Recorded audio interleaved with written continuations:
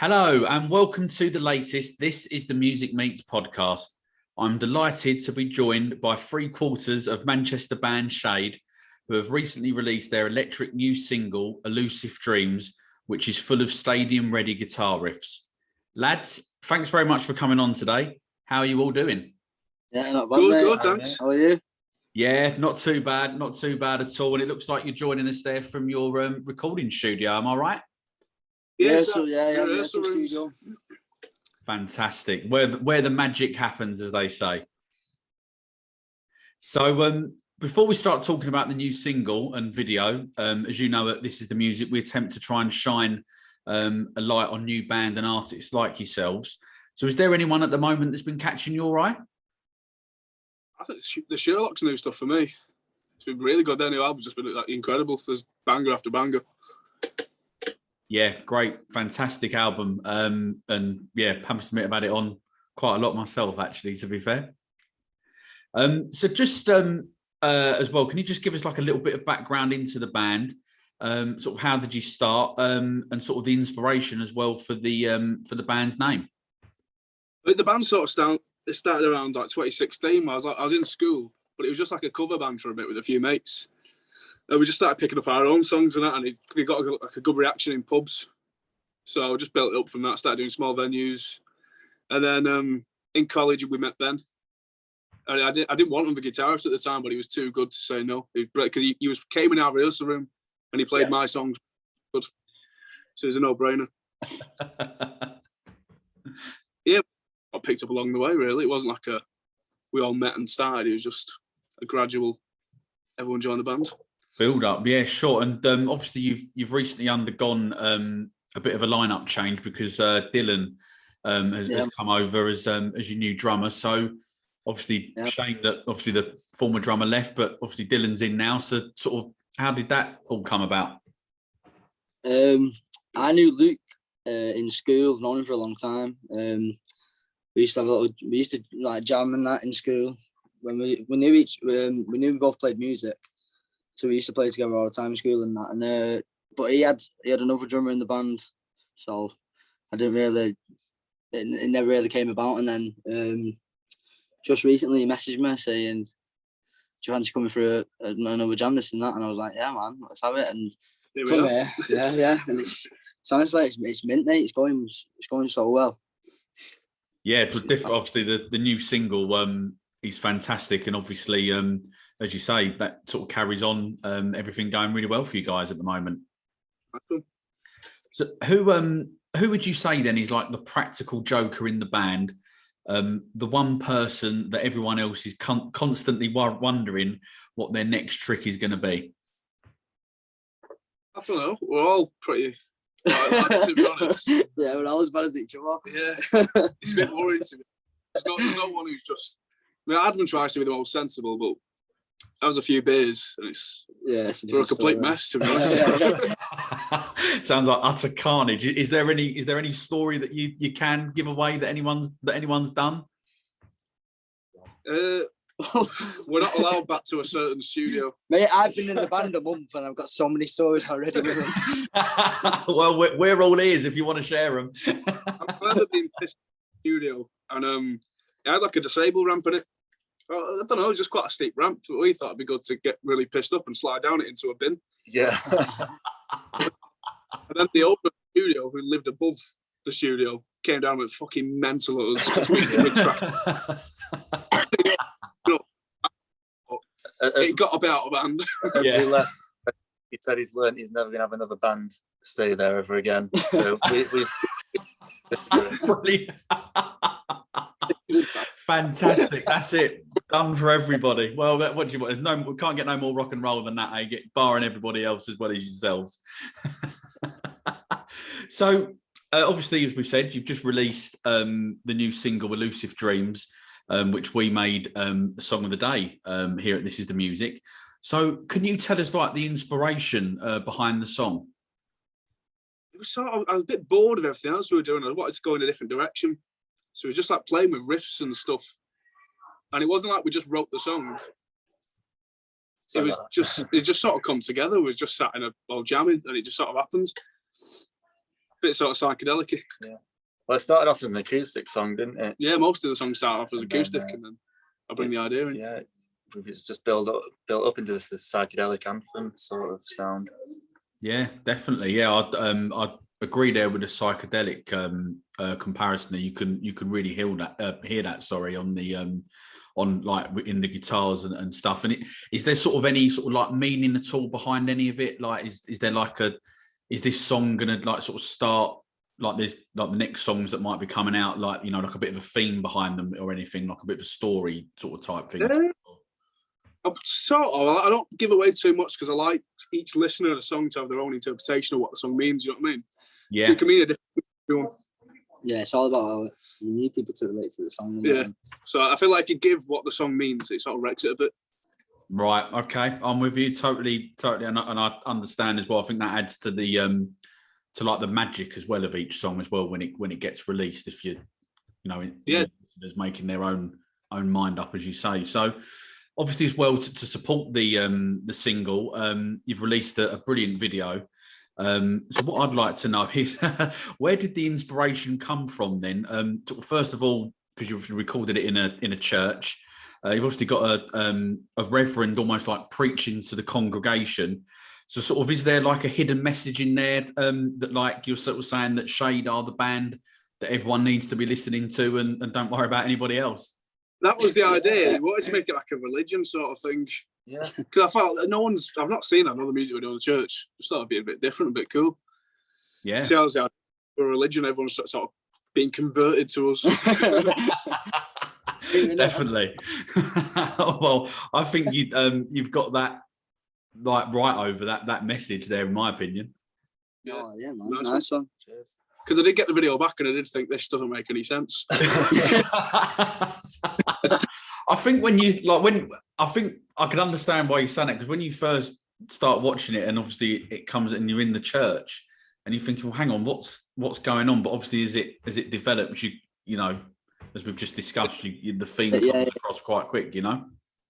Anyone, that's what I'm saying as well. Anyone can watch it and have their own sort of interpretation towards it. Like, do you know what I mean? Obviously, it's going to be around religion. It's in a church, but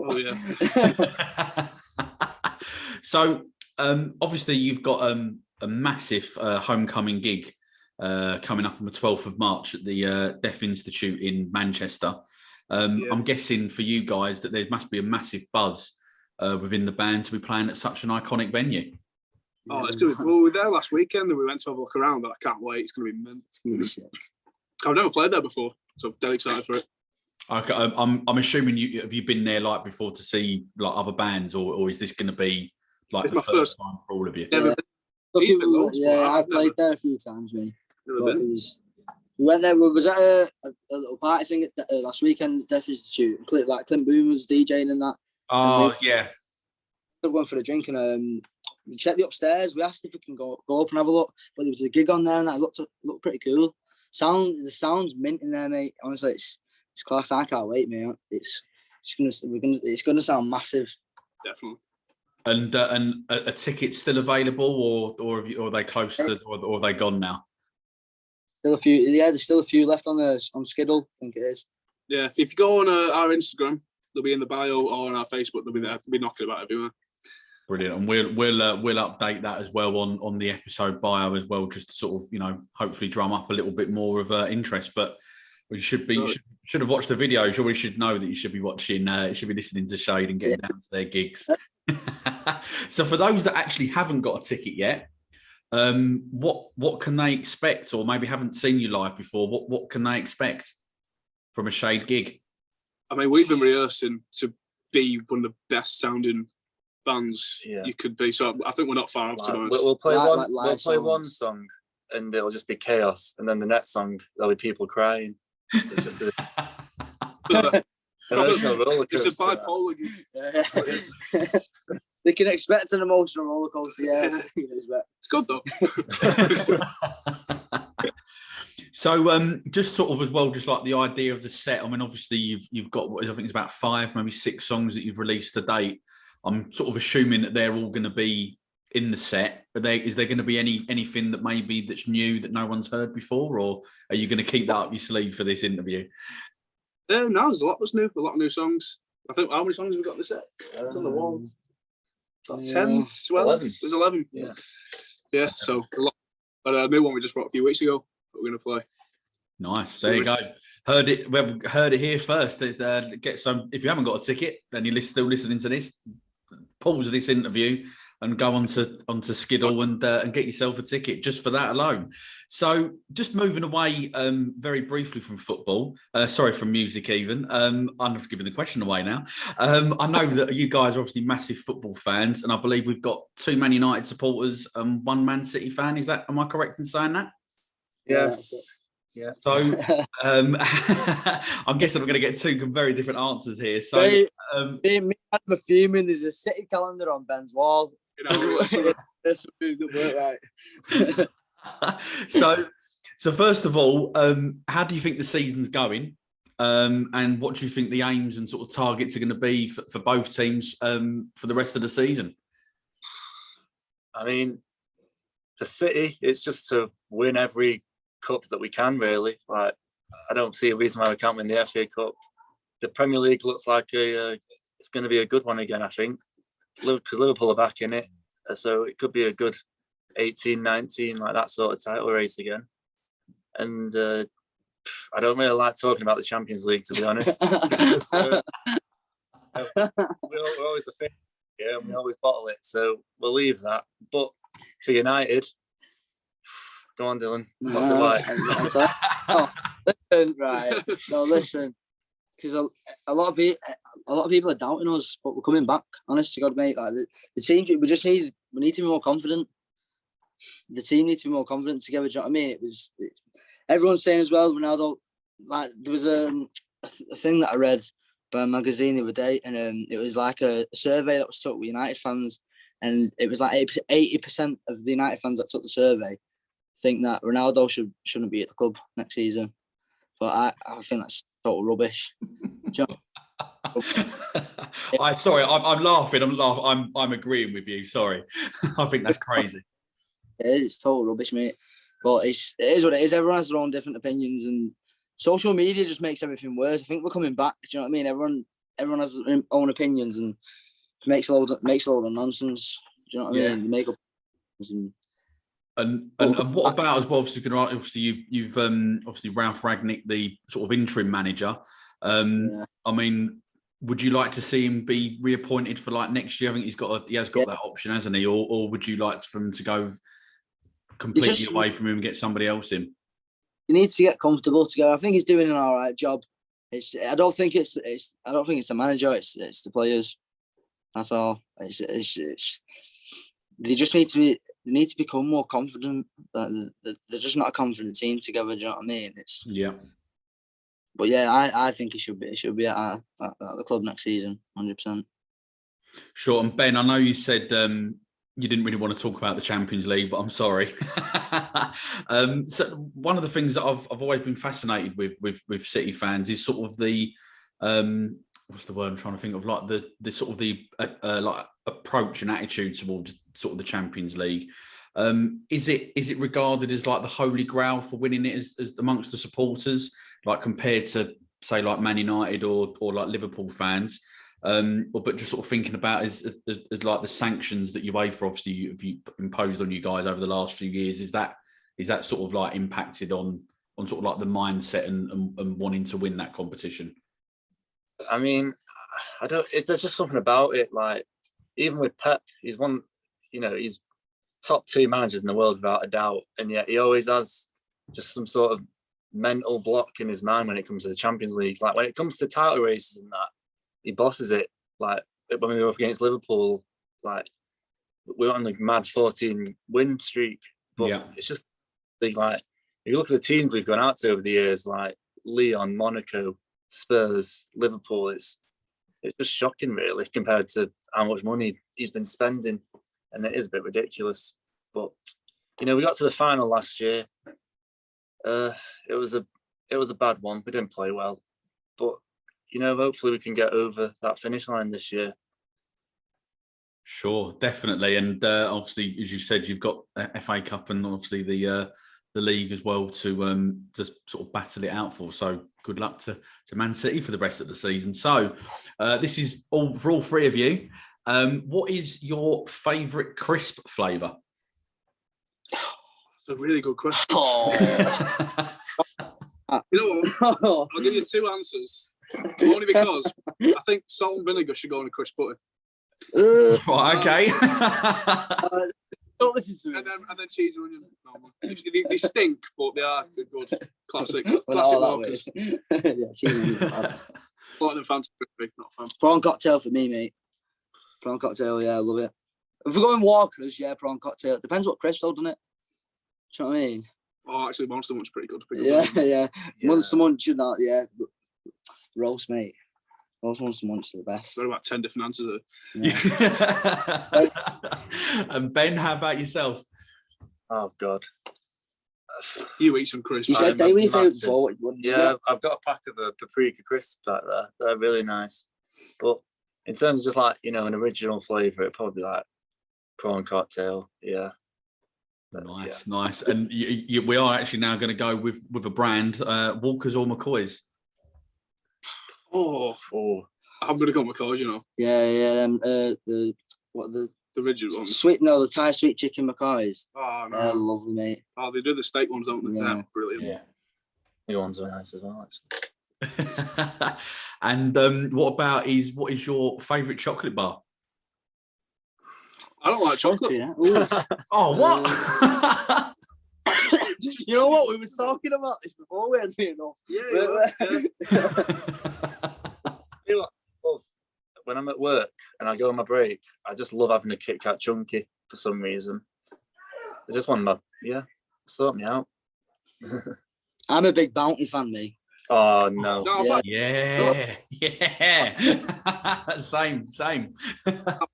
You've got to cancel it. Trying to get along with it. That's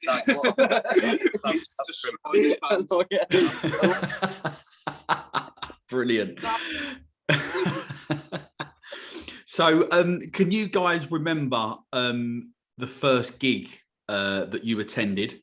Who did you go and see, and where was it? I went to see the Killers at MEN Arena. I was about 6 or 7. Yeah, my family just went to see them, and I ended up falling asleep halfway through the gig somehow. But waking up, and it was all right. The bits that I saw, I was knackered. But I saw the car, and they were awful. It was absolutely tragic. I've seen them twice, and they're brilliant. I really like the car chicks. It was just a crowd. The crowd was dead. I think the crowd were at the gig. There's just no one seemed to care. They're a good festival band. Yeah. They're a good band, I like the Guys Chiefs, but yeah, it was a pretty dead gig. Have you been to? Mine was High Flying Birds. Big gig anyway, yeah. Mine was High Flying Birds. But the first big show I went to was at Manchester Arena. Yeah. We played the it was a top gig, to be fair. It was really good. I mean, everyone knows the situation between Noel and Liam. Like, it's different every year, isn't it? I mean, Liam's losing it now. But I think Liam's smashing it. But I mean, I think he needs to pack it in now. I'll be honest. He's just doing it because he loves it, and that's what I love. He's doing it now because he absolutely loves it. You can see it in him. Do you know what I mean? Plus, he worked with Dave Grohl. That's my idol. Like, the fact that he made the song with Dave Grohl makes me like him even more. Do you know what I mean? But, yeah, sure. So, what about either like a first single or an album that you bought? Tell you what, I was about 10 and I had an MP3 player. My first song for some reason was Nina Simone, Feeling Good. I used to be scared of the song because it was so intense with earphones and the little Philips. I had that and 7 Nation Army. I listened to that for like 3 years. The first album I proper got into was Appetite for Destruction by Guns N' Roses. I was just a little 8-year-old metalhead listening to Guns N' Roses. But yeah, I just used to love it. I used to love Slash, and I feel like my style's based a lot around him because I listened to him for so long. But yeah. He's got a Slash out, I know. Yeah. I really. Will you be wearing it at the next gig? Oh, yeah. And how about you, Dylan? Uh, First record that I can remember, like catching me eye towards music anyway, like proper getting into music and getting the feel of it was actually, I said it the other day on the radio, it was Luther Vandross, Never Too Much. That song that I just got obsessed with. I remember listening to it. It wasn't, I mean, it was an old song when I was younger, but my dad listened to it a lot, and that song I just stuck with me ever since. Do you know what I mean? Yeah, sure. Hey, great sort of choices there. And sort of as well, who is, like, when you were growing up, who would you say was like your, you know, musical, I guess, like inspirations or like idols? I think mine was the whole sort of Manchester scene. But I loved Oasis, Stone Roses, Charlatans, Seahorses, all that. Yeah. Mine's Dave Grohl. Dave Grohl, he's my biggest idol. The day Dave Grohl tells me I'm a good drummer is the day I make it. Honest to God. would be a pretty good compliment, to be fair. Telling you, it's gonna happen. I'm honestly, I'm betting on it. It's gonna happen, hopefully. And how about you, Ben? Mine were just Slash, Jimi Hendrix, John Squire, all the greats. Yeah. Fantastic. And so you guys have been entrusted to create a music festival in Manchester. We'll say at the Castleford Bowl. That seems to be a lot of the sort of outdoor festivals seem to take place up there. So you've got 5 bands. We'll say you can be from any era. Who would you look to put on?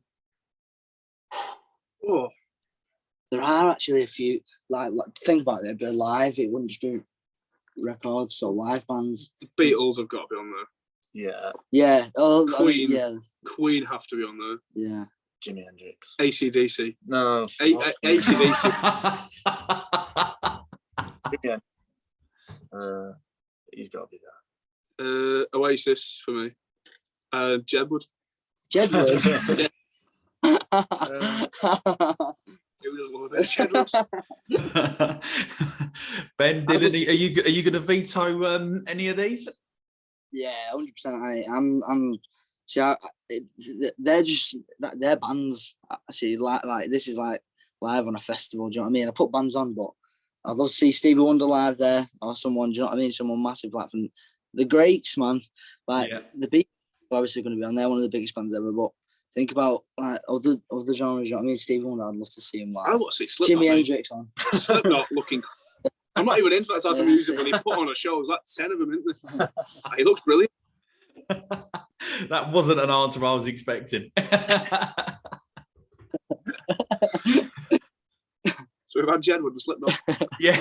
If you wanted 2 genres of music any further apart, then I think you've just pretty much cracked it there, Luke. So what are like Shade's plans then for like the rest of the year? What can we expect? gigs. Yeah. Lots and lots of support gigs. We're going to try and venture out of Manchester a bit, get around Sheffield, Liverpool, all of that. Got a couple more tunes coming. We might have a lot more tunes coming. Yeah. So we'll have to see. I can't say too much because I'll get shouted at after this. I'm going to ask this next question, and you can refuse if you want. But would that be like as a standalone single or singles, I should say, or would you look to put them all together as like an EP? Yeah, I mean that's. I think it's in the talks. Yeah, it's in the talks. I think we're probably going to get. We're going to get another tune. We're going to get. I think we'll get another single out soon, and then I would think. Yeah. Maybe do something a bit different. Yeah. See what the people want. Yeah, because we've got a lot to go, and I think it'd do us good getting them out. Definitely, and I guess, and how about like, how do you guys like listen to your music? Do you like stream it, download it, or would you prefer sort of like, a little bit more old school with like a vinyl or say old school in a CD, but like a physical copy type of thing? If it's like a timeless album, I'll buy it on vinyl. Yeah, but if it's just like music, you want to listen to nowadays, new releases and stuff. Nowadays, now they just stream it and download. But if I like it, I'll buy it on iTunes just to like help the band get the charts and that. Yeah, sure. And is that's how you view like releasing your own music as well, with like just via the streaming download platforms, or? Yeah, Yeah, it's helping other bands as well. Do you know what I mean? Like we want other people to come and stream our music and download it. Do you know what I mean? We want everyone to have we're all in it together. So if we do it for other, like we listen to other bands' new tunes, love the music. Do you know what I mean? We enjoy it. We just hope it can be reciprocated, especially with everyone. Do you know what I mean? Yeah, definitely. And just on that, I think you guys have got the real massive potential to sort of be one of the bands that are going to emerge from and are emerging from the Manchester music scene at the moment. So fingers crossed that even off the Illusive Dreams or the future releases are sort of like one of the songs that really captures the the public's imagination. Yeah. Just know it's getting bigger and better as well. It's getting big. Everything's just the music's taken a proper turn recently. It's just gone different in so many ways, but so much better. It's bigger and more modern. Yeah. As well. It's hard to describe. We get excited to just rehearse. We just can't wait to rehearse. We constantly and we enjoy it. Yeah, it's going mint. As frustrating as it was, obviously for all of us to be locked up for 2 years. I think actually that in a way it's kind of actually helped like the guitar scene a little bit, because I think that more people have been more sort of more willing maybe to sort of try and listen to new music, new bands like yourselves. Have you found that as well in your case at all, or? Definitely within the past few years. I mean, if you look at the Brits, Sam Fender won guitar music. Dave, who's playing guitar, you know what I mean? Liam Gallagher was there. It's all coming back. Yeah. You just see more and more of it these days. Yeah, we've got to take advantage of it as well, haven't you? It's like we wrote a lot of our best tunes during lockdown, and we managed to build up a big following just smashing social media and that when everyone was still in. You know what I mean? So helps out a lot. I enjoyed lockdown, I'll be honest. It was all right. Dylan, Ben, Luke, that is unfortunately the end of the podcast. Thanks very much for coming on and giving up your time this evening. I've really enjoyed chatting to the three of you and getting to know you just that little bit more. Just before you go, can you let the listeners know the social media platforms that you guys are on? So we've got Instagram at shade.mcr, Twitter shadeband.mcr, and Facebook shadeband.mcr again. You'll find if you just type in Shade, it'll probably come up.